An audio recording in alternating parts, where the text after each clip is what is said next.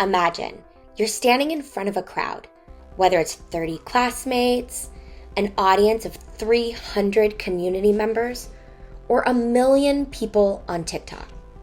What makes some speeches unforgettable? The Lincoln's Gettysburg Address, Dr. King's I Have a Dream, or Greta Thunberg's climate appeals, while others just fade away. One answer lies in something communication scholars refer to as rhetorical theory, an ancient art of persuasion. Now, I'd be remiss to mention that we can and should look around the globe when talking about persuasive appeals, strategies, traditions, and skills that date back centuries.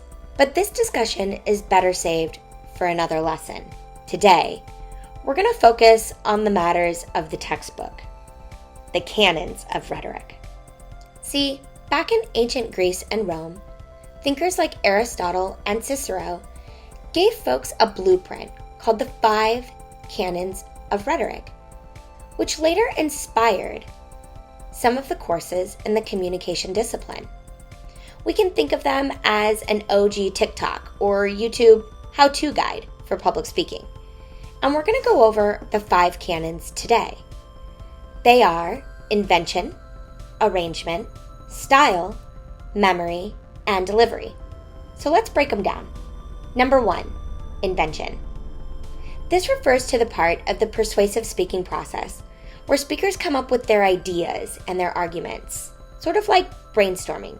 Often, we take our ideas and end up shaping them into our thesis or purpose statement. Doing so gives our speech focus and direction.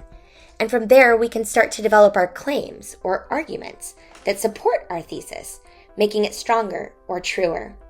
Number 2 is the arrangement.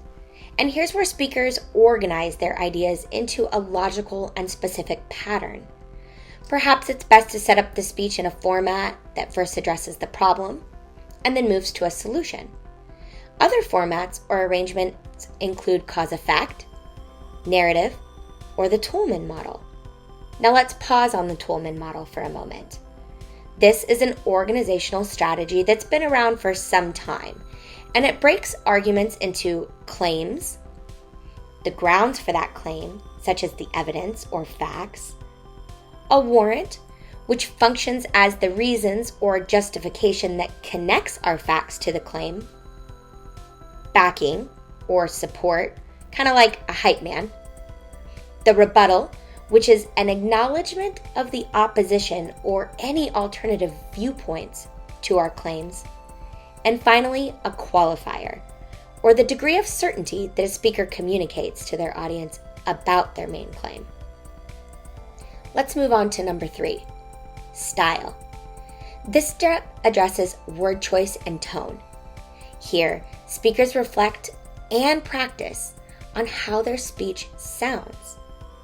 Do you sound academic, casual, motivational? Number 4, memory. No, you don't have to and you shouldn't memorize your speech, and doing so can even sound robotic or inauthentic at times. But you should commit to and internalize your message so that you aren't glued to some note cards or your cell phone. Extemporaneous speakers should aim for about 70% eye contact with their audiences throughout their speech, and this is achieved through careful preparation and practice.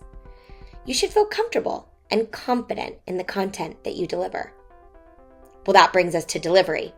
This is where non-verbals come in and make a major impact. Eye contact, vocal variety, gestures, and movement, all the things that make your speech come to life. These 5 canons remind us that speeches aren't just about words. They're about crafting an experience for listeners, something speakers have been doing for a very long time. Next up, let's chat a bit about Aristotle's proofs, or what academics like to call the persuasive appeals: ethos, pathos, and logos. These appeals, quite literally, appeal to an audience through a range of tactics that include speaker credibility, emotions, and logic. Ethos translates loosely to speaker credibility, What tactics and choices are you making in the speech to show the audience that you are, in fact, credible, believable, trustworthy, ethical, and have the audience's goodwill at top of mind?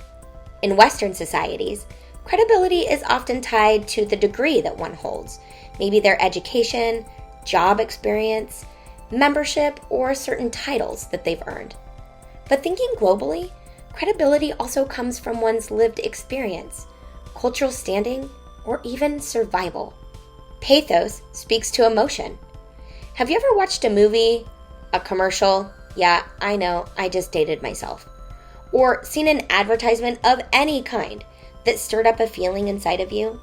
Jealousy, happiness, sadness? Well, pathos is the heart tug part of the message. That moment that makes an audience nod, laugh, or even tear up at a message. Pathos understands that human beings make emotional decisions. So using emotive language that gets an audience to feel something can be a really powerful way to create a call to action when giving a persuasive speech. Logos, in other words, logic, can be used when speakers give facts, reasoning, research, or a variety of evidence types to objectively support their main points. A compelling statistic, verbally cited, and embedded in a speech can be a powerful form of evidence. It's important to remember, however, that storytelling can also be logic in many cultures. Now, truly great speeches mix all three of these appeals in a dynamic and intricate way. Whew, that was a lot. This lesson discussed Aristotle's 5 canons and the 3 appeals to persuasive speaking. But how do we apply rhetorical theory and skills when delivering our speech? When you sit down to craft your next draft, you can start by asking yourself, am I inventing strong ideas?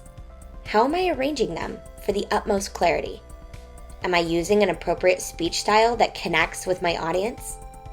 Did I build in some practice time before my speech? And if not, be sure to calendar it in.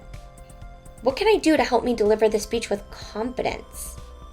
And most importantly, am I persuading in a way that respects my audience and tells them the truth? Your answers to these questions will help you join the tradition of speakers who don't just talk, but transform audiences around the globe through rhetorical theory.